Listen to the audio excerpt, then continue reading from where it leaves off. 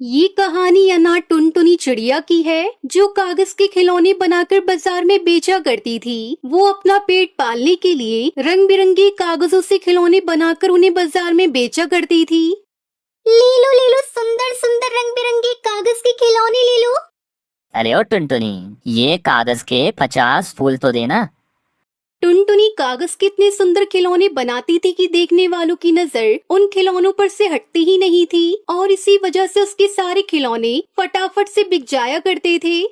चलो अच्छा है, आज भी मेरे सारे खिलौने बिक गए। अब मैं घर चलती हूँ।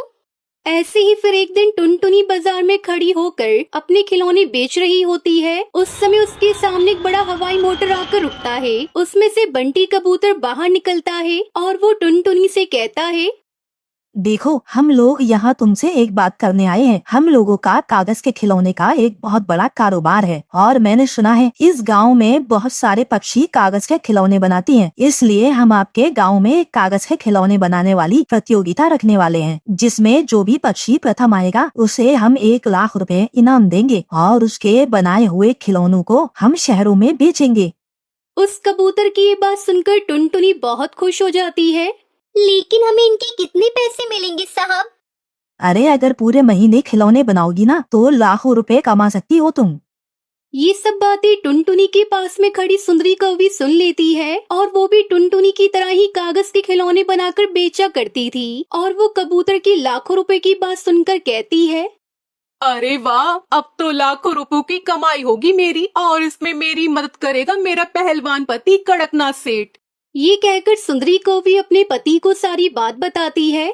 देखो जी, अगर आपको हर महीने लाखों रुपए चाहिए तो आपको मेरा साथ देना ही होगा। अरे आपको पता है ना कि इस पूरे गांव में इस टुनटुनी चिड़िया से अच्छी कागज के खिलौने कोई नहीं बनाता, और अगर वो इस प्रतियोगिता में भाग लेती है तो भला मैं कैसे जीत पाऊंगी। अच्छा, तो ये बात है, तो तू चिंता मत कर, मैं उस टुनटुनी को देख लूंगा। ये कहकर कड़कनाथ से टुनटुनी चिड़िया के घर जाता है और उससे कहता है, ओए टुनटुनी, मेरी बात ध्यान से सुन। अगर तूने उस कागज के खिलौने बनाने वाली प्रतियोगिता में भाग लिया तो मैं तुझे इस गांव से धक्के मार के बाहर निकलवा दूंगा और तेरे इस घर में आग लगा दूंगा। ये कहकर कड़कनाथ सेठ वहाँ से चला जाता है। लेकिन टुनटुनी चिड़िया बहुत ही बहादुर और हौसला रखने वाली चिड़िया थी, इसलिए वो अपने आप से कहती है, अब तो चाहे कुछ भी हो जाए, मैं इस प्रतियोगिता में जरूर भाग लूंगी। और इस तरह कड़कनाथ सेठ के खूब मना करने के बाद भी टुनटुनी इस प्रतियोगिता में भाग लेती है और उस प्रतियोगिता में जीत जाती है। अरे वाह टुनटुनी, हमें तुम्हारे कागज के खिलौने बहुत पसंद आए, इसलिए अब तुम हमारी कंपनी के लिए कागज के खिलौने बनाओगी और ये रहा तुम्हारा 1 लाख का इनाम। मुबारक हो। जब टुनटुनी की जीत का पता कड़कनाथ सेठ को चलता है तो वो आग बबूला हो जाता है। उस टुनटुनी की इतनी हिम्मत कि मेरे मना करने के बावजूद भी उसने प्रतियोगिता में भाग लिया। अब मैं उसे नहीं छोड़ूंगा।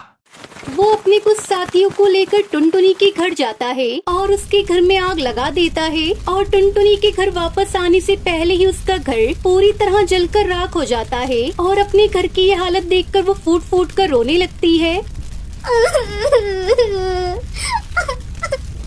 उन लोगों ने मेरे घर को जलाकर राख कर दिया। भला मैंने उन लोगों का क्या बिगाड़ा था? अरे मेरे साथ ऐसा क्यों किया? लेकिन कोई बात नहीं, अब मैं भी हार नहीं मानूंगी। अब मैं इन लोगों को इसी गांव में रहकर दिखाऊंगी। ऐसा कहकर टुनटुनी अपने गांव से बाहर घर बनाने की सोचती है। तभी एक बूढ़ा पक्षी भारी सामान अपने सर पर उठाकर ले जा रहा था। अरे बाबा, आप ये सामान मुझे दीजिए, मैं आपकी मंजिल तक इसे छोड़ाऊंगी। तभी वो पक्षी एक परी के रूप में बदल जाती है। टुनटुनी मैं एक परी हूँ और मैं तुम्हारे बारे में सब कुछ जानती हूँ, इसलिए मैं तो बस तुम्हारे इंसानियत की परीक्षा ले रही थी, जिसमें तुम सफल हुई। मैं तुम्हें कुछ ऐसी शक्ति देना चाहती हूँ जिससे तुम कागज के खिलौने बनाते समय जो कुछ भी सोचोगी वो कागज वैसा ही बन जाएगा। इतना कहकर वो परी वहाँ से गायब हो जाती है और टुनटुनी खुश होकर इधर उधर से ढेर सारे पेपर इकट्ठा करने लगती है और दिन रात लगकर कागज के कालीशान घर बनाकर तैयार कर देती है, जो कि दिखने में बहुत ही ज्यादा सुंदर होता है। एक जादुई कागज के घर, तुम एक लोहे की दीवार की तरह मजबूत बन जाना जिसे कोई भी आंधी तूफान हिला न सके। टुनटुनी कितना कहते ही वो कागज का घर लोहे के जैसा मजबूत हो जाता है।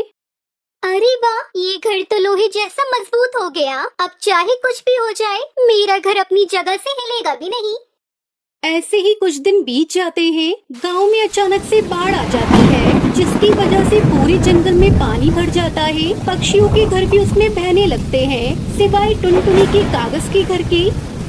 सुनिए, जल्दी कुछ करिए, वरना हम लोग इस बाढ़ के पानी में डूब जाएंगे। बस उस टुनटुनी का ही कागज का घर है जहां हम लोग सुरक्षित रह सकते हैं। फिर सुंदरी और कड़कनाथ सेठ कुछ और पक्षियों के साथ टुनटुनी के पास जाते हैं और उससे माफी मांगते हैं। कोई बात नहीं, आप सब मेरे कागज के बने घर में आ जाइए। फिर वो सब पक्षी टुनटुनी चिड़िया के बने कागज के घर में रहने लगे। ऐसे ही कुछ दिन के बाद बाढ़ का पानी खत्म हो जाता है। तब कड़कनाथ सेठ टुनटुनी चिड़िया से कहता है, तुम्हारा बहुत बहुत शुक्रिया टुनटुनी, हम तुम्हारे घर की वजह से यहाँ जिंदा खड़े हैं। अगर गांव में हर किसी के पास तुम्हारे जैसा कागज का घर हो तो हर कोई बाढ़ में सुरक्षित रह सकता है। तो क्या तुम हम लोगों के लिए भी ऐसे ही कागज के घर बना सकती हो? इसमें जो भी खर्चा होगा वो मैं दूंगा।